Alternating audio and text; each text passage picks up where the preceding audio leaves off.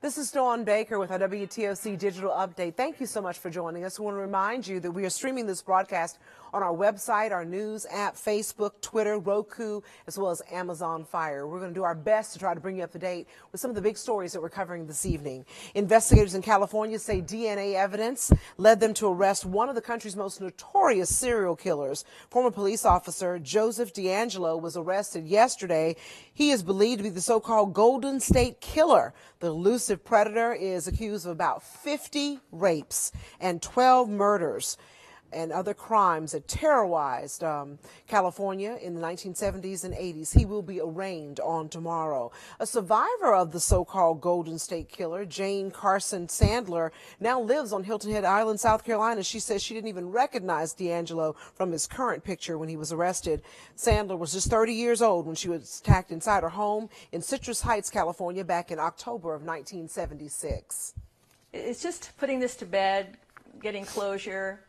And I just think about all of the victims and their families and their friends and all the family members that have suffered so through all of this. And all of the hardworking detectives, the media, the podcasters, just the local folks that have also been sending in tips and helping us to solve this case. We've had so much support, so much love. And it just means the world to us. DAngelo was an officer in 2 California police departments in the 1970s. Investigators are now trying to determine if he committed any of the alleged crimes while he was on duty and if his knowledge of policing helped him to evade arrest. Finding a home for $10 million extra in the city of Savannah was no easy task today as city council members were meeting and they debated today. The city manager had his recommendations, and for the most part, council did agree on the line items set to receive the surplus funds. They did tweak the plan, though. The first was to take the suggested $600,000 for a performance-based pay increase for city employees and instead put that into a wage adjustment reserve fund to be distributed after a pay and compensation study is completed. The other change came from a proposal from the mayor, Eddie Deloach. He proposed the city chip in $1 million for the development of a pre-K program, which will be a partnership with the school district. The money would go toward getting classrooms in East Broad Elementary School equipped to handle 3- and 4-year-olds. Critics are not happy with the mayor's idea to charge families for the program. I think that the project or the program deserves to be looked at fully and to see what partners that we truly can engage in order to pay.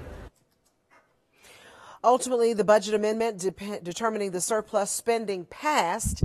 The $1 million for the pre-K program will stay in the undesignated reserve until a memorandum of understanding is reached between the city as well as the school system. Come on back for the News at 11 for all the details about the next step for that $10 million surplus. And the mother of a Savannah man killed by police earlier this year spoke to city council members today, asking them some questions. Ricky Boyd's mother wants police and the city to release the body camera video showing his death. Now, she showed up at the meeting with her family and supporters, but she didn't get the answers she was looking for.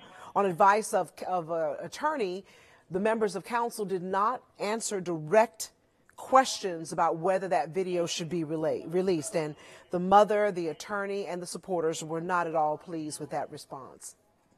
My son walked out of our home with his arms outreached, and the police shot and killed him. Jamila Smiley recounted to council members what happened on that January day. Smiley wasn't there, but says she saw the shooting on body camera video. The city of Savannah took him away from me, from all of us. Now she wants that same video released to the public, saying it will vindicate her son. Police say they were serving Boyd a murder warrant that morning. I want an answer from each of you. Do you support releasing the body cam? These were the 2 answers she got. You deserve a full investigation of the facts of this case. You deserve that. Is it a yes or no? You deserve that. You deserve that. And I'm not willing to do anything that compromises that. You deserve justice. Your family deserves justice, and I'm glad you all came down here in a full show. The 24 people in the crowd didn't like those responses, instead wanting a straight answer. The mayor and the city attorney told Ms. Smiley, we will not answer that question.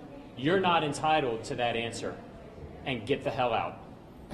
The recording of city council is on record, and we did not tell anyone to get out. Or get the hell out. Yes, not at all. We did not say total those things. misrepresentation. We are concerned about this family, these residents of the city of Savannah. Well, some new pedestrian signs are sending people into quite a frenzy who frequent the Forsyth Park area because they say they are confusing and they're too close together. Our Crystal Howard is clearing up any confusion you may have. Yeah, and people I spoke with today told me that the signs being so close to each other is what was confusing. I also noticed today that drivers weren't really stopping for pedestrians and pedestrians weren't pushing this button. If you stand on the sidewalk of Whitaker Street for a while, you'll notice some new pedestrian signs and flashing lights. Obviously, what we're trying to do is give people an opportunity where the flashing lights will signal to a driver that someone's trying to cross. Well, most people haven't noticed them. And you didn't notice the signs? I didn't know, not until we stopped and had a conversation. And others just don't know the rules. The people walking in front of the vehicles, not stopping, sometimes they don't use the button, the crosswalk. People also told me since the signs are so close on this street and there are not stopping signs, they are confused on what to do. For now, until there's clarity on exactly where to stop and how to stop, I think it'll be a little bit confusing. The city says the rapid flashing beacons at the 5 intersections on Whitaker Street are there to enhance pedestrian safety. They say this will also help drivers with yielding to pedestrians. I think what I would ask is patience as we go through this transition. And again, drivers become more aware and pedestrians will become more aware. I think what we'll see is everybody will get used to it. So pedestrians, always remember to push the button. Look both ways for traffic, wait until cars stop, and then walk across the street with caution. Drivers, when you see a pedestrian or those flashing lights, stop behind the line you're supposed to stop on. Crystal Howard, WTOC News. And don't forget to come on back for your next digital update at 9 p.m. with our meteorologist, Jamie Ertl. She'll have your complete first alert forecast. Thank you so much for joining us this evening. Have a wonderful night. Good night.